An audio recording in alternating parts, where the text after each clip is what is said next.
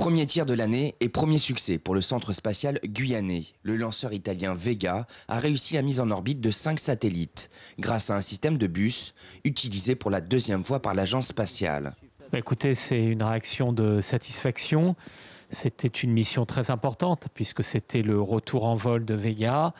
Les retours en vol sont toujours des moments très délicats. C'est le résultat d'un immense travail. Et ce soir, le succès est au rendez-vous. Nous avons encore 3 Ariane à mener. Nous aurons 2 autres Vega et un Soyouz depuis la Guyane. Et puis beaucoup de lancements depuis la Russie pour la constellation OneWeb.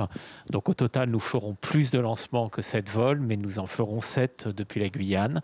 Un succès qui ne doit pas faire oublier la situation du centre spatial guyanais face à une concurrence de plus en plus compétitive.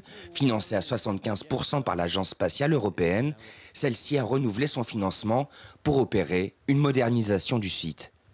Des investissements pour réduire l'empreinte carbone, pour augmenter la flexibilité de la base.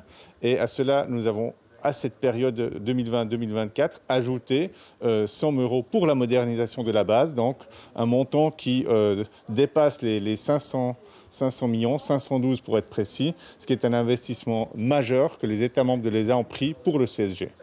Objectif, produire sur le site 90% d'énergie renouvelable en 2025. Prochain lancement, le 25 mai. Cette fois-ci, il s'agira du lanceur Ariane 5.